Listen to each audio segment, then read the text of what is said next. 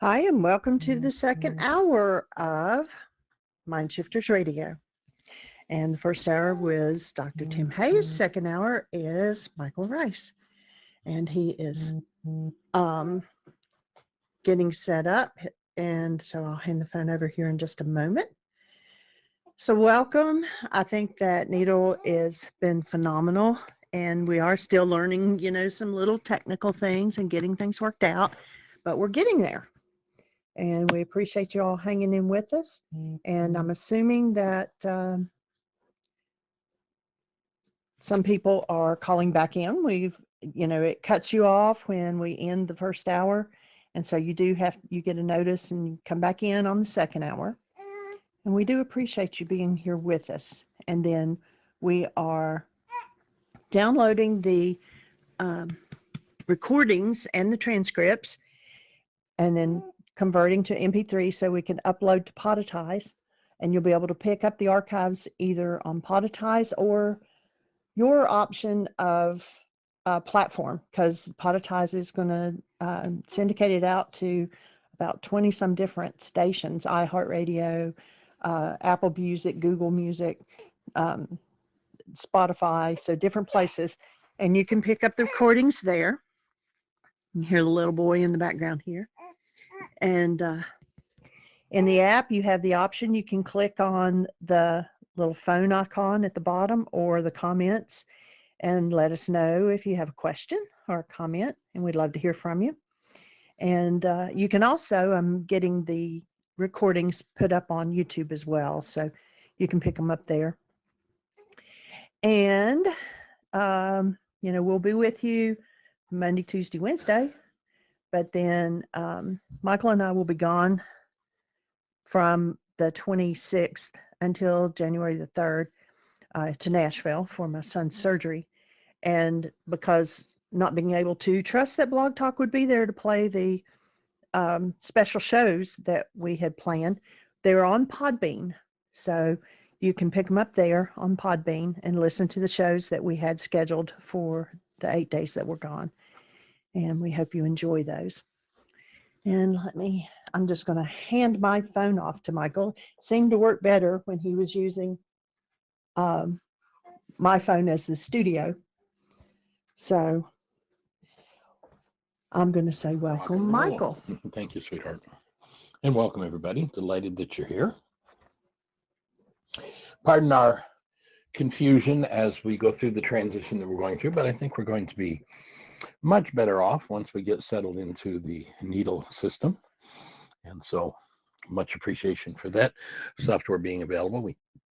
We had 15 awesome years with Blog Talk, and unfortunately they're going out of business, so we're going to be moving forward.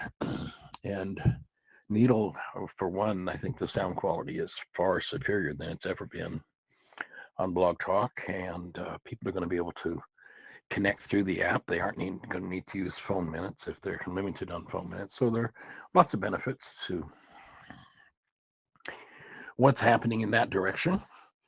And right now, yes, we've got 4 different things we're involved in terms of getting this broadcast together. But once we settle it out, we'll just have the 2. And so give us just another week or 2 to get through all the technology. And we appreciate Yende, who's been really listening and working with us to get the bugs ironed out for how we're going to be using Nedl as our primary broadcast system. And so we're delighted that you're here, and we'll move forward with this technology. I'll just ask now, I'm not exactly sure, I haven't used the studio before, but if anybody's out there with a comment or a question,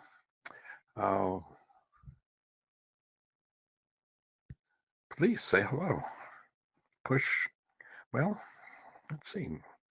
You hit the microphone, and then you say you want to make a comment, and then you hit a bar. There are 3 steps to do that. There's a bar down at the bottom that has a green wide bar that goes across the screen. So if you have any thoughts before we get started, Otherwise, I'm probably going to be just going straight through because I'm working with two phones. One is Jeannie's phone with the studio on it, and the other one is my phone where I have the book that we're working with. So give me a second to just transition over to that. There may be a little bit of background sound as we do that. And we're heading into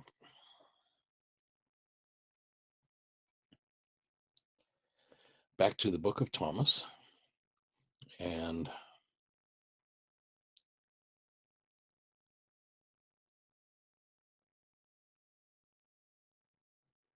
we're up to saying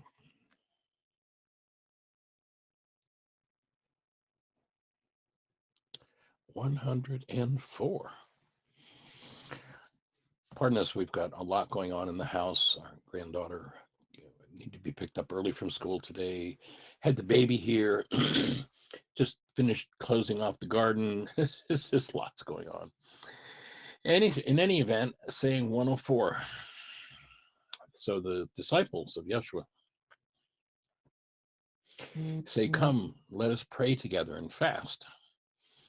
Now, it's clear here that, well, maybe it's not that clear, but it's interesting, the passage where the disciples, being confused on this idea of prayer, asked, "Don't teach us how to do that." What? Obviously, they didn't know how to do it. Now, ostensibly, all their lives, each of them being devout Jews, most likely, all their lives they think they've been praying, but they're obviously getting a different message from Yeshua. There are a lot of messages in that old book that are so distorted and so decrepit, though somebody wants to make them true, even though they're totally conflicted when you get to Yeshua's teaching. So obviously these people have been, quote unquote, praying all their lives, ostensibly, and yet they say, "Teach us to pray." Why would they say that? And if they were confused and were asking for instructions, why would Yeshua say a prayer? If I'm a voice coach and you say, "Michael, teach me to sing." If I sing a song for you, am I teaching you to sing? Clearly not. I mean, you might learn something about singing incidentally, but I'm not teaching you to sing. And the disciples here are asking. And in Aramaic, that word prayer means to set a trap for God, which is kind of strange in our culture until you get down to the actuality and the truth about what the world is and how the world works. And I quoted yesterday Albert Einstein: "If you think you're separate or separated from the rest of humanity, you're living in an optical delusion." And living in that optical delusion, we have the baby monitor going off in the background. So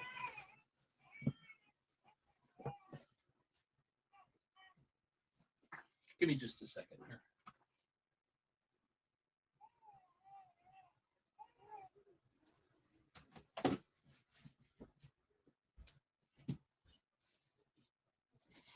As I say, we've got lots going on in our house. So when you hear Einstein saying, if you think you're one, if you think you're separate and separated from the rest of humanity, you're living in an optical delusion. And then he says, "On such things as matter, we've been all wrong." He's pointing to something much different than what virtually everybody understands. This is Einstein. And then Yeshua takes it to a whole other level. So Einstein says, "On such things as matter, we've been all wrong. What we've heretofore called matter is energy. Energy whose vibrations have been so low as to be perceptible to the senses. There is no matter." So Einstein tells us that we don't live in a material world. Yeshua, when they ask him to teach them to pray, gives them not a prayer, not something. In fact, you can find in one of the passages, other passages where he speaks, he said, "Don't be known for much speaking and chattering and repeating and repeating and repeating like drones. That's of the mind." And in essence, he's saying, I'm trying to get you out of your mind. And yet so many people get together and our Father who art in heaven, hallowed be, every week, and all the time. He said, don't do that. So what does to set a trap for God mean? Well, when you realize you live in an energetic world, use an example. I've got a television set in front of me and there's an antenna on the roof. Well, actually not anymore, but let's imagine there is an antenna on the roof. The antenna is literally a trap for the signal from channel 2. If the antenna is oriented properly and aligned properly, I get a beautiful, clear picture and sound because there's a proper energy exchange between the signal coming through the air and the antenna. If somebody goes up on the roof and bends all the arms of the antenna and turns it backward, now the fact that the shape of an antenna determines the frequency it receives, that thing being out of alignment doesn't capture the signal it's supposed to. So now I've got a snowy, weak picture and poor sound on my TV. Yeshua, when they ask him, teach us to pray, he's saying, here's how you orient and align yourself. If you want to look deeper into that, you might want to go to our YouTube channel. And to do that, if you just go to whyagain.org, and in the upper right-hand corner, you'll see all the social media links. So just click on the YouTube channel and then look up Living, Not Saying the Lord's Prayer. And I go through this set of instructions. He's saying, here's how you need to align yourself. Here's what's required to be properly oriented in order to capture the energy of creation in which you live, move, and have your being. In order for there to be a proper energy exchange, you have to be aligned properly. In order for there to be a proper energy exchange between the signal from channel 2 and my television set, the intermediary, the antenna, has to be oriented and aligned properly. And then there's a proper energy exchange. The farther it is out of alignment, the poorer the energy exchanges, the poorer the signal is. Now, when you realize we live, move, and have our being in an energy field called love, if we're out of alignment with that, then it seems like, and over the years, we shared yesterday that question that Jeannie and I've asked of tens of thousands of people. Describe the essence of the newborn that you held. And when we talk about love, I'm amazed over the years at how many people have said, Michael, I don't have a clue what you're talking about. What is love? What are you talking about?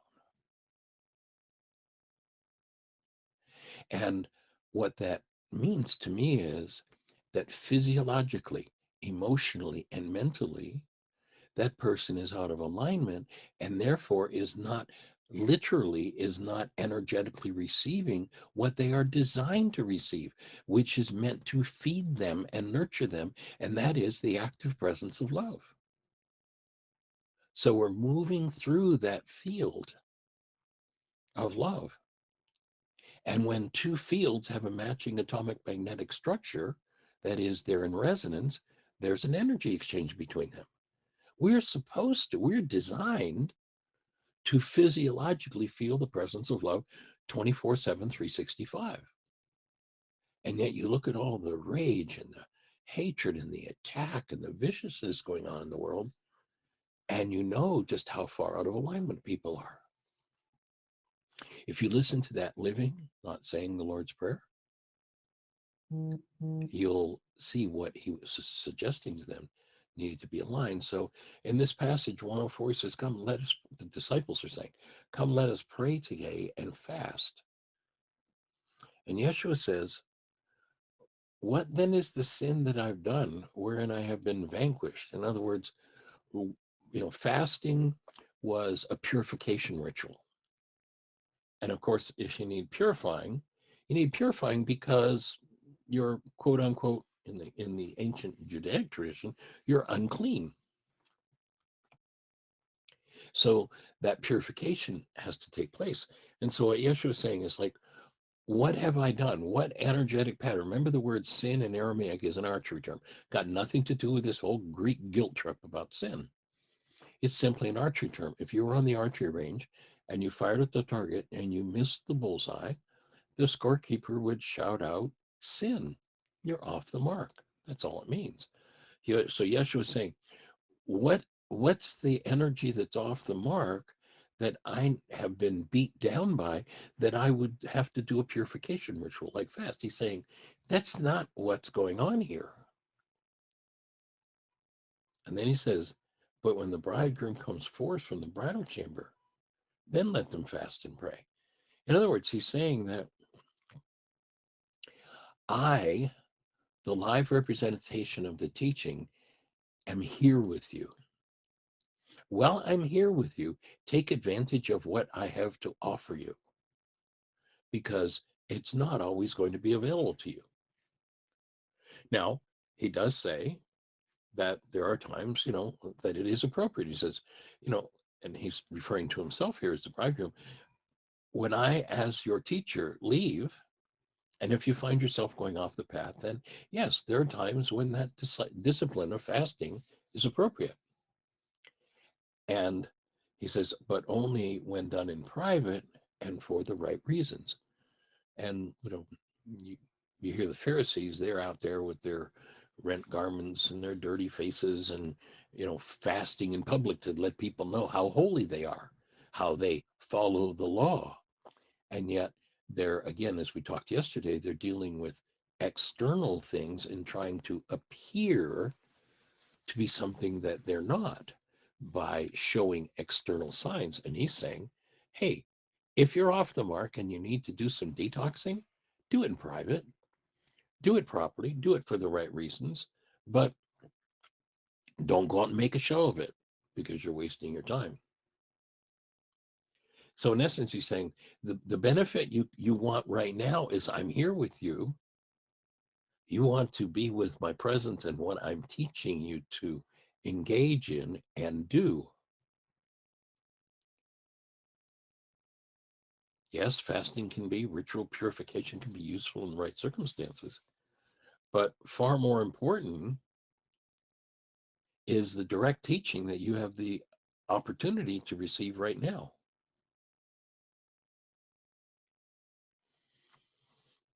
And so he's pointing out stay focused on what's really important.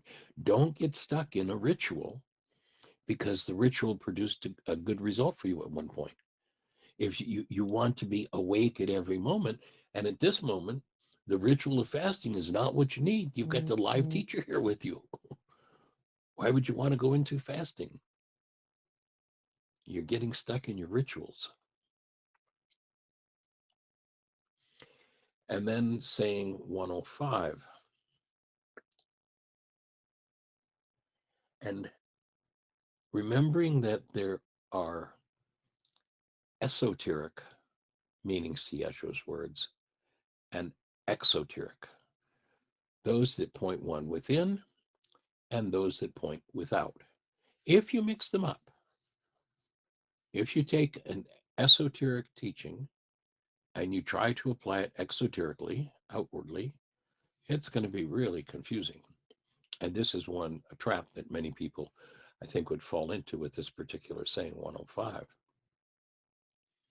He says, he who shall know father and mother shall be called the son of a harlot.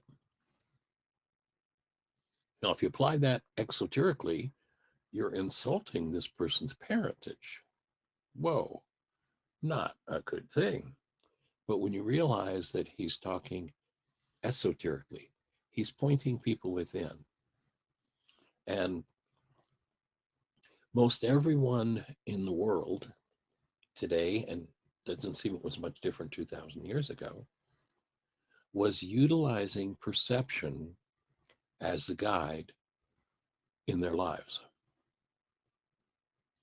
And perception, remember, is a product of the firing of brain cells. That's all it is. Information comes in through the senses. The information stored within the structure, what we call carbon-based memory. Remember, there are two different minds that we can live from. One was called the mind of Christ. And if you look at the word Christ in Aramaic, it is not the name of a man, it's the name of an office. So it was Yeshua, the Christ, it wasn't his proper name.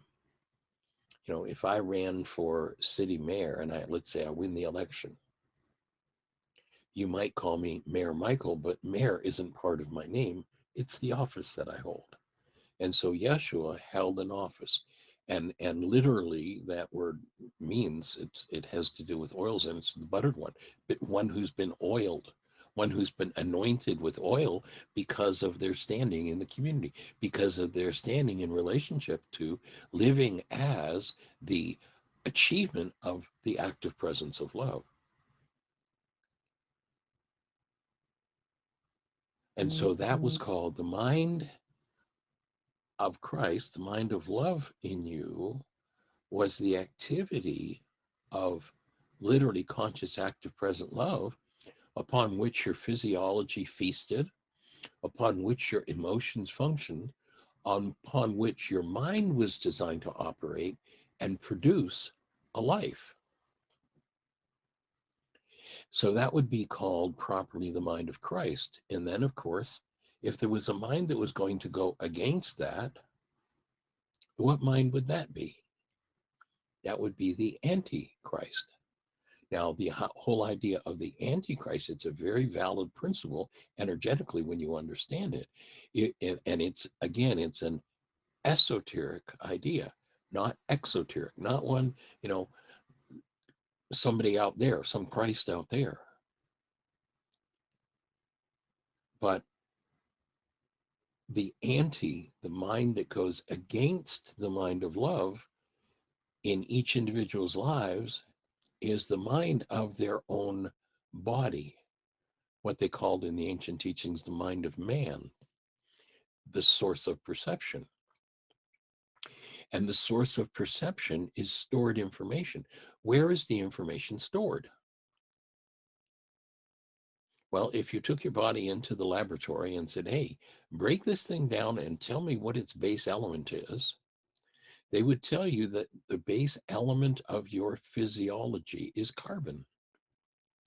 And if you look at a carbon atom, and you might remember this particular number, a carbon atom has 6 electrons, 6 protons, 6 neutrons.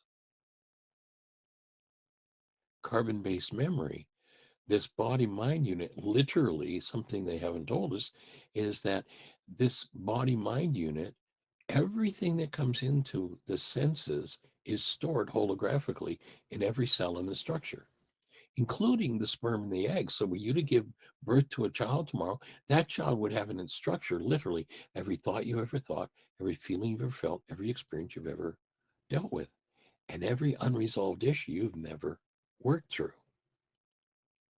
That's why I have my favorite saying about kids is that they're like having your unconscious mind hanging out in true living color and Dolby sound. They're going to show you everything you've never dealt with. One of the things that my granddaughter Arya has taught me so powerfully and so beautifully is that my only job in relationship to her is to hold fast to the mind of Christ in me, to hold fast to the mind of love. And if she does something that violates a goal that I hold, that brings up some form of unresolved generational pattern of hostility or fear in me, my job is to process myself through that so that I stand as the presence of love in her. There has never been a child that has ever deserved an angry tone of voice. There has never been a child that has deserved an angry look or a condemning thought or an attack. There has never been a child that's deserved that. And yet it's gone on for generations and generations and generations. And perception from carbon-based memory is what will reflect that in a person's mind. So what Yeshua is saying is, if you know father, mother, in other words, the dynamics, the family dynamics that came from father and mother, then those things become the guide for your life. And perception is not a valid guide for life. Most people live in the world of perception, don't even know there's another place to go, don't even know there's another mind available. So they live in perception, and that would more properly be called, they live in prejudice. Oh, they know everything. We've heard it spoken a lot of conversation about healing racism in the culture lately. And there's never been a child born with a prejudice. It has to be taught. That would be a tradition of the fathers and the mothers of the family system. And that's what he's saying is, if you know those dynamics, if that's what runs your life, then he says you're the son of a harlot. In other words, you're not working from the highest and best possibility. You're working out of what's been projected and modeled by the family. Now remember that in that culture, parental lineage was prime. You'll remember there are whole lists of people would recite born of, born of, born of, and give the whole lineage.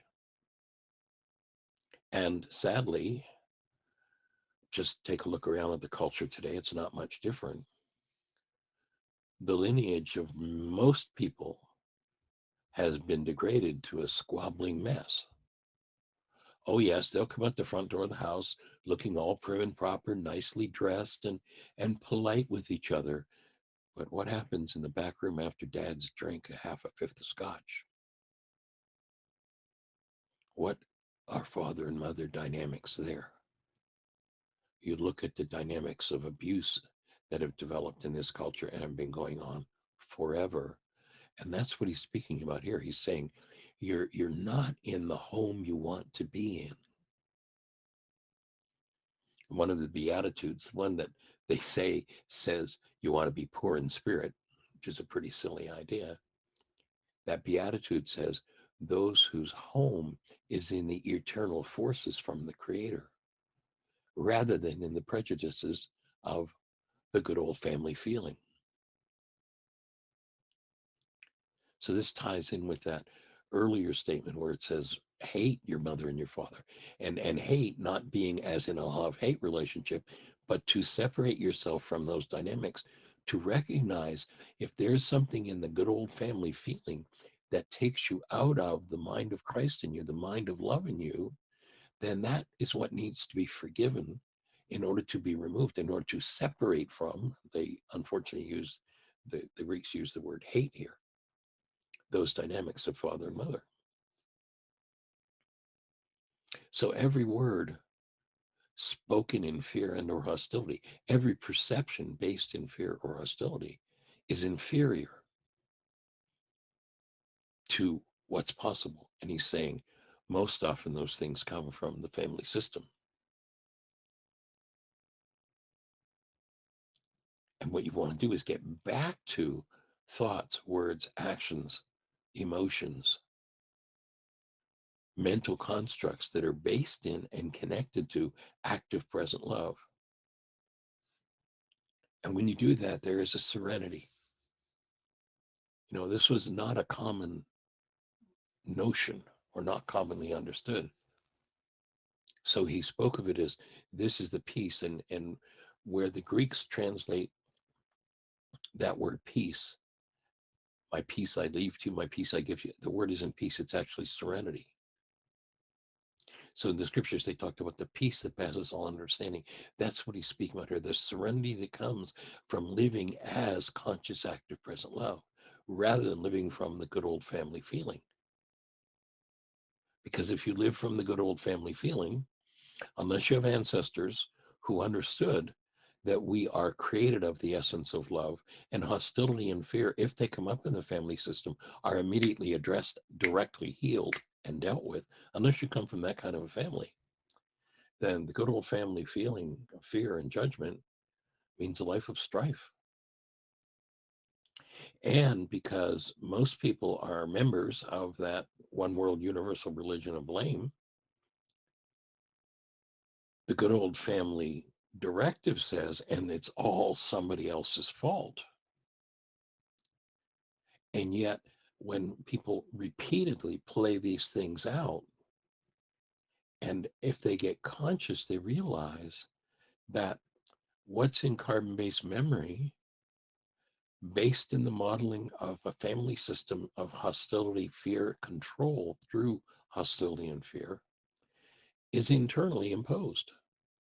And Yeshua's whole body of work is about dealing with what's been internally imposed, but blamed on the world.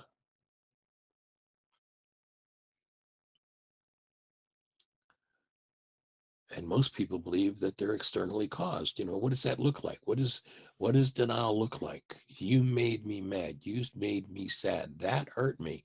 That upset me. Oh, when I think about that, that really disturbs me.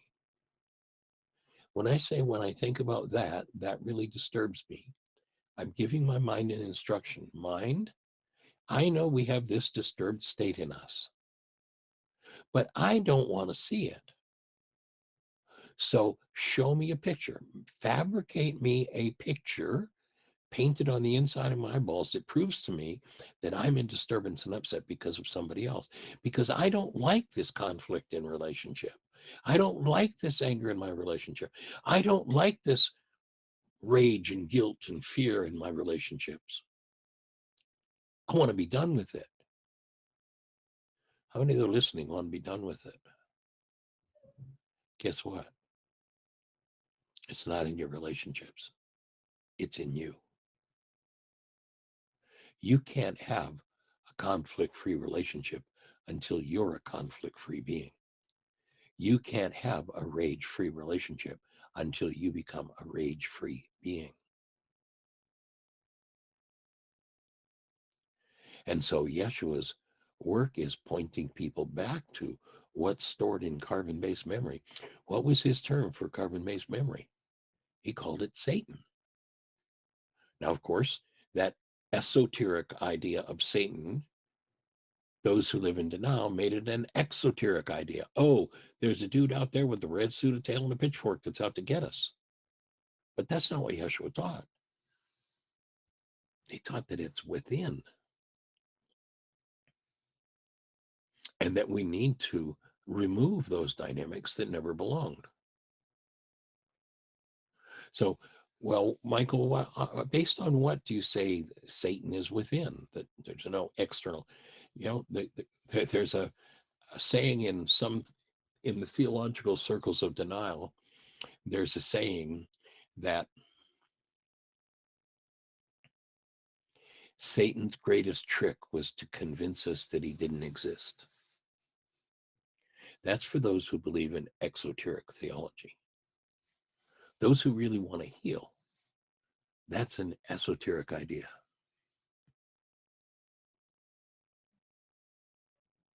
Satan's greatest trick has been to have us think that it's outside of us. And listen to the words Yeshua uses to describe Peter when he comes out of the Garden of Gethsemane. He addresses Peter directly and calls him Satan. And he says, and he tells you exactly what he means. For you think in the mind of man rather than the plan of God. And what does Satan mean in Aramaic? It is the resistor, one who misleads. And notice virtually every person who lives out of the dynamics of the family, the unresolved parental dynamics, power person dynamics, if you ask them to be responsible, I mean, you say to them, I've known you for 30 years and I've watched you do this conflict 87 different times with 42 different people. Did it ever occur to you that it might be yours and about you? Now, what does virtually everyone say in response to that kind of a thought? No, not me. That's the first half of the definition of Satan from Aramaic, resistance, no, and watch them. Watch how their bodies recoil. Watch how their bodies tighten. Watch how the breath shuts down. No, not me. And then what's the second half of Satan? The resistor, one who misleads. Now listen to their mislead story. They'll tell you a whole story about how it's Harry's fault. And you say, well, what about back? Oh, it's about 2 years ago. I watched you having that same conflict with Hortense. Oh, yeah, let me explain to you how that was Hortense's fault. Well, I remember about 5 years ago, you had that same conflict with Billy. Oh, yeah, let me tell you about how it was Billy's fault back. And it was, and it was, and it was. That's Satan. Most of the world lives literally in the Aramaic sense, trapped in Satan. Yeshua's whole body of work is to free us from that. So if I hold it true that if something's moving in me, that's painful, it must be caused by someone else, then I live in denial. And when I live in denial, I have to dissociate from the content of my own mind. And when I do, I instruct my mind to make up a story about somebody else so I don't have to own this. And this is the whole pattern that Yeshua is attempting to get people to overcome. And if one follows the patterns of most family systems, that is, living in perception, then everything is inferior and off track. So let's go back again and read this passage and get the esoteric meaning of that. He who shall know father and mother shall be called the son of a harlot. That is, they're living in a world that's inferior to what's possible because they're living out of the denial dynamics of the good old family feeling. And ultimately, you want to escape from carbon-based memory. Remember, he spoke of, we've talked about this before, John the Baptist, and John the Baptist, he says, was the highest among men born of women. Now, if you got the brain cells for the esoteric meaning of that, what that really means, like, why would he say John the Baptist is the highest born of women? Like, what's that got to do with anything? You know, if he's the smartest in the crowd, then he's the smartest in the crowd. What does this born of woman mean? What he's saying is, if you're functioning from carbon-based memory, the smartest guy in the block was that John the Baptist. I mean, he was a whiz.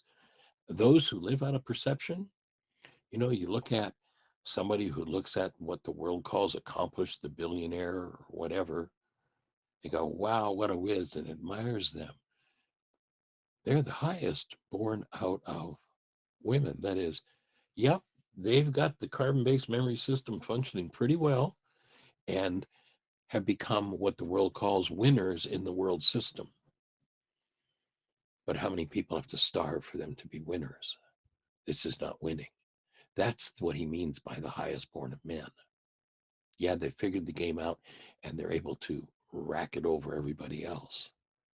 But the cost, if that person could only conceive of the cost energetically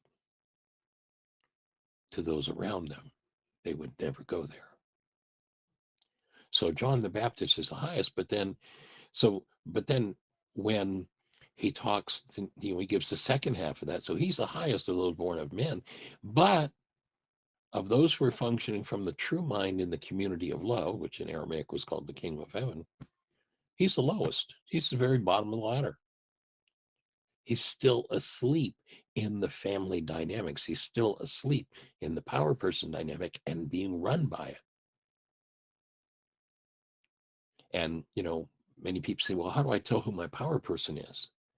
Well, there is a tendency for there to be more than one power person. And the way you tell who your key power person is, you know, we have a power person worksheet you can do for unwinding that. The way you can tell who your key power person is in any given arena is when you're under stress, whose behavior do you do? Remember yesterday we talked about the power person dynamic. Once it's instilled in the mind, for that person, there are only 3 behaviors, literally their whole lives long, that they will ever do. Only 3. And the behavior that will drive their minds until the power person dynamic is resolved will depend upon the level of stress they're under. When there's little or no stress, they'll do whatever they did to get along with their power person.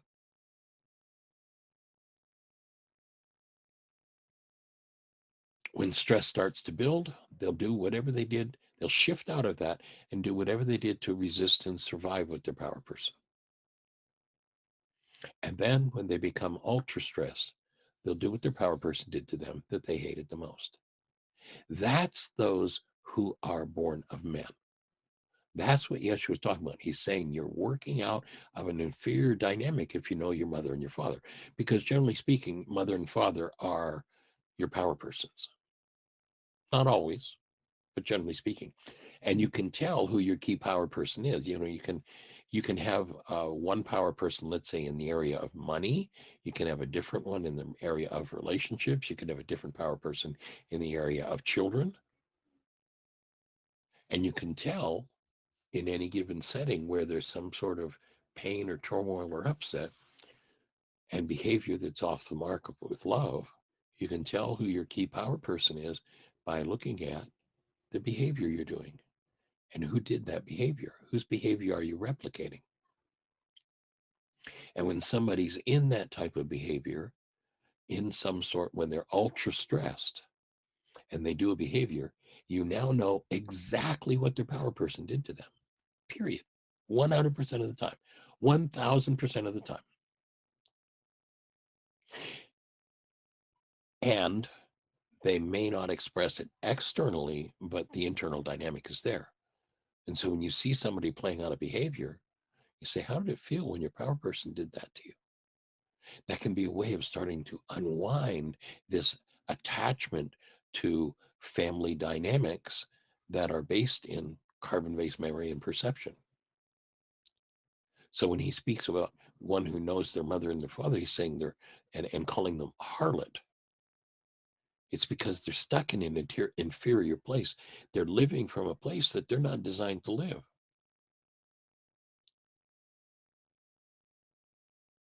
So all perception, which is what the world basically functions from, is inferior to truth and actuality. Yeshua is giving people tools with which to enter into the actuality. Remember that Harvard research we talked about?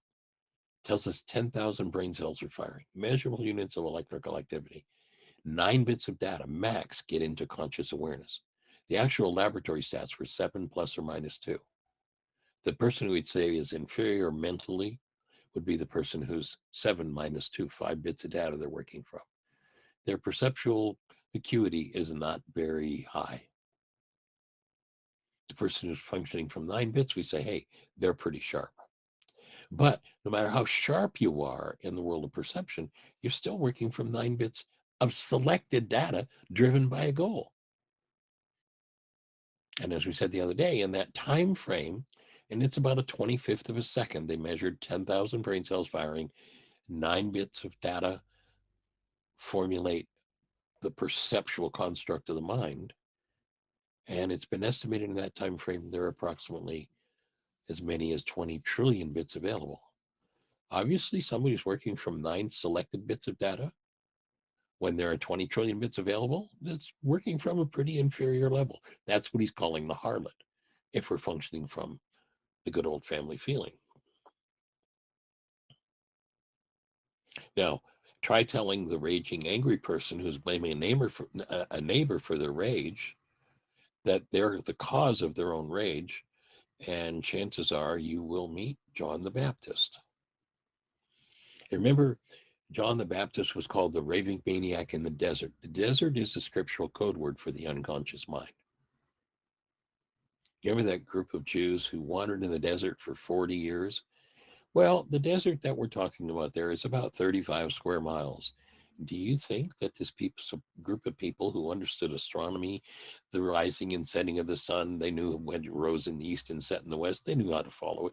You think they were actually lost in a 35 square mile hot sandy place for 40 years? No, that's a code word for the unconscious, for the good old family feeling, working from the desert. And you'll remember, go read that passage to get the esoteric meaning. And what did they say had to happen to get out of the desert? They said the old generation has to die off. That didn't mean that everybody in old physical bodies had to physically die. The root of the word generation is genari. It means cause. All of the causes held in mind from those generational patterns have to be forgiven, have to be removed. So again, forgiveness is a tool of removal. It's not pardoning. I mean, somebody does something that's really off the wall, illegal, immoral, really out of place, and you choose to pardon them. Great, that's a wonderful thing. But if you call pardoning them forgiveness, then you'll never do the work of going inside yourself and forgiving what it is that you need to remove. So the person who's living in blame of their neighbor for their rage is convinced by their own perception that that's true. And what is John the Baptist here? Remember, they called him the raving maniac in the desert. What is that? What does that mean? John the Baptist was the one who they remember, they also called him the forerunner of the Christ. This is all an esoteric. This is all what's going on inside. In order to finally be free of your own unconscious dynamics, somebody's going to have to show them to you. Somebody's going to have to speak the truth of what's going on. Now, you remember John the Baptist went to the king and queen, and he pointed out what they were doing and that it was in gross, gross error. What did they do? There were two skills that John the Baptist had not developed.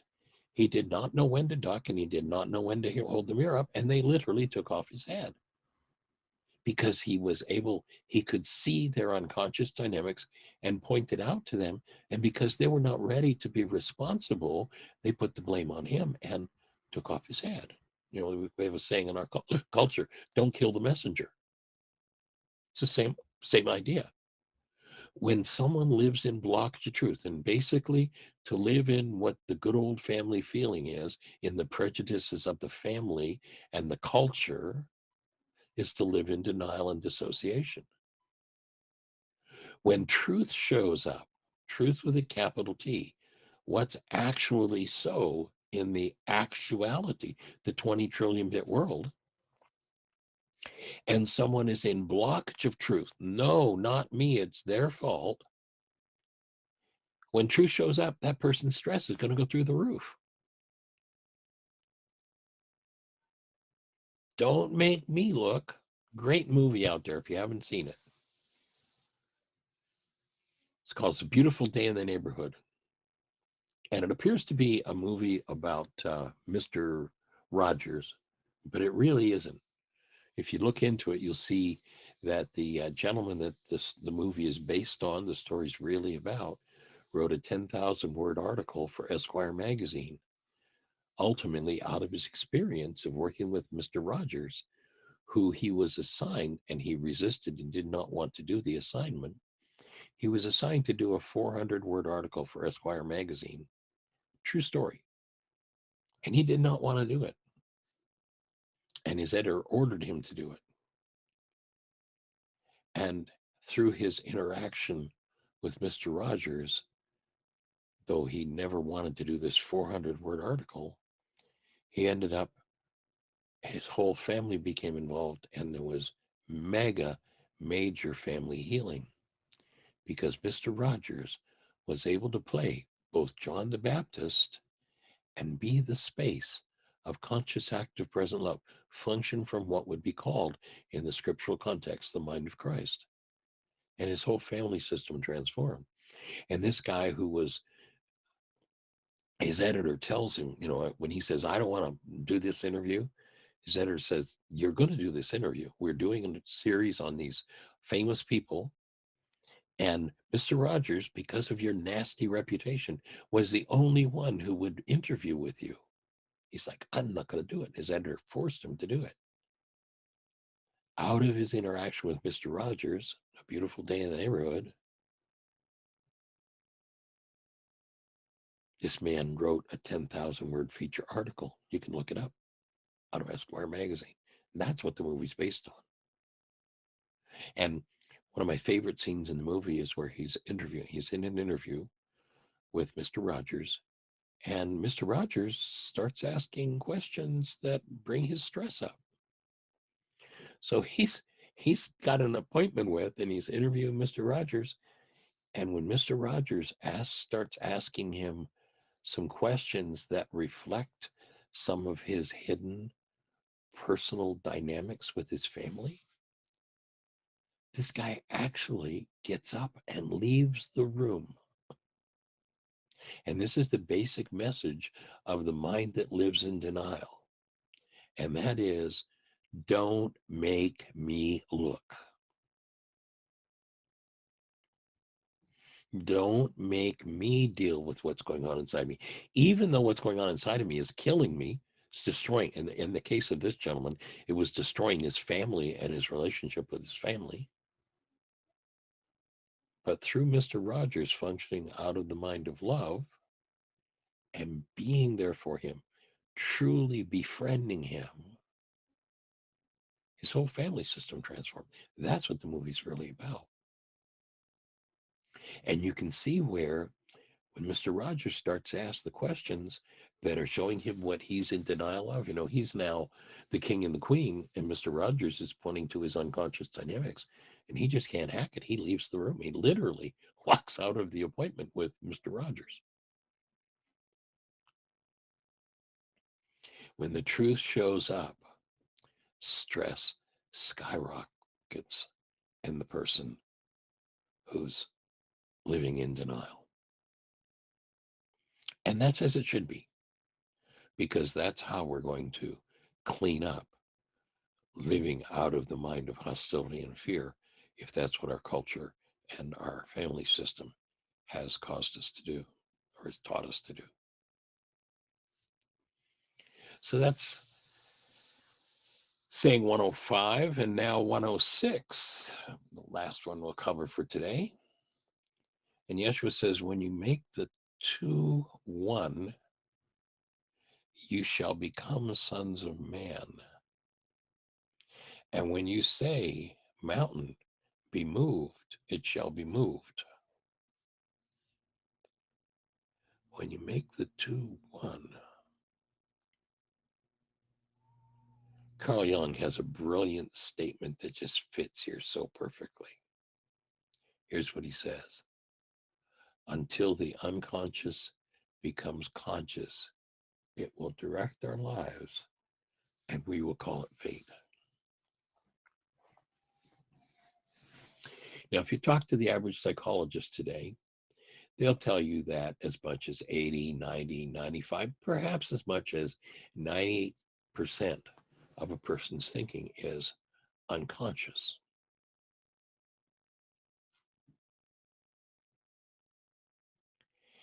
If we're not designed to have an unconscious mind, what does that mean? It means that we're driven by things that we have no direct contact with, no relationship with. We're separated from ourselves. And that's what Yeshua was talking about here, when you make the two one. Actually, in another passage, he says, in order for you to live, you've got to die. What's he talking about? In order for you being to truly enter into and run your own life, this false self that's based in carbon-based memory, it's been called the ego, EGO, edging God out, edging love out, has to go. So in this metaphor, he's saying that you have to meld with, you have to interact with, and dissolve the false parts of self in order to reclaim your power. Otherwise, as Carl Jung says, it'll direct your life, and you'll think, oh, well, it's just, that's the way, look at what life is doing to me. Once again, believing that the whole problem is outside of us. So people call that fate. So as long as we have an unconscious mind, our real power will be elusive. Remember, in another passage, Yeshua says, take care of the heart, for out of it are the issues of life. He's saying exactly what Carl Jung said. The heart is just a code word for the unconscious. That's where the energetic power lies for people who live in denial. And again, what is denial? When I think or speak as though something outside of me is the cause of what's moving inside of me. It made me sad. That really disturbed me. Oh yeah, I was upset about that. Oh, I want a conflict-free relationship. If you want a conflict-free relationship, are you willing to do the work that it takes to become a conflict-free being? If you're not, then your unconscious runs the show, and you'll be forever leaving. Oh, I'm out of here. You're the problem in my life. I'm out of here. You're the problem in my life. Until I go inside and face what needs to be faced in me, I will make pictures that I paint on the inside of my eyeballs about everybody else and how it's all their fault. They're why I'm upset. When you notice yourself doing that, when you have a picture in your mind that shows you that somebody or something else outside of you is causing what's moving in you, take a breath, look at the goal that's driving that process, and cancel that goal. When you do, false perception collapses. When it collapses, what does it collapse into? It collapses back into the unconscious. So now the unconscious becomes conscious. That's how you make it happen. There is no place else on planet Earth that you will find this single piece of information than in the teachings of Yeshua from the first century Aramaic. And by the way, it also shows up precisely the same way in the Course of Miracles, which when I consider that it exists nowhere else on planet Earth, at least that I've been able to find, that perception is driven by goals. Perception is the good old family feeling. It's what keeps us locked into the unconscious dynamics of the power person. That the word forgive in Aramaic is shabag or shabak, and it literally translates to cancel. Perception is driven by goals. If my carbon-based memory system serves up a pained construct, only I'm looking at a picture painted on the inside of my eyeballs about how it's somebody else's fault and it's happening in my physiology, and I still believe it's happening, that somebody else is the cause of it. It might be somebody I've never met, never seen, never heard their voice. But I heard a story written about such and such in, some other country or whatever. And they're the cause of my pain. Liar, liar, pants on fire. So as long as we have an unconscious mind, you can't be a true co-creator, which is what you're designed to do. And so you've got to break down this barrier between the subconscious and the unconscious. Once again, you hear Yeshua offering the answer. He says, the veil of the temple must be rent in twain. He's not talking about a purple curtain in a church. He's talking about the barrier between the unconscious and the conscious. That's the veil. It's not a purple curtain in a church. And you get your power back when you resolve the conflict. You get to free yourself from the unconscious dynamic of the good old family feeling. And that's what this whole set of tools is about doing, is freeing you from that conflict. And we're down to the last few seconds, so I'm just going to say thank you for joining us.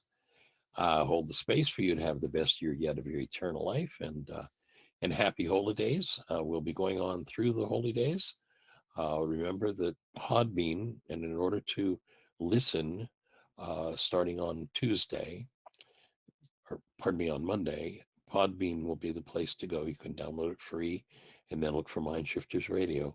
And we've got a whole week of workshops. You're not going to hear from us live. We're going to be with our son in Nashville. He's doing surgery next week. So download Podbean.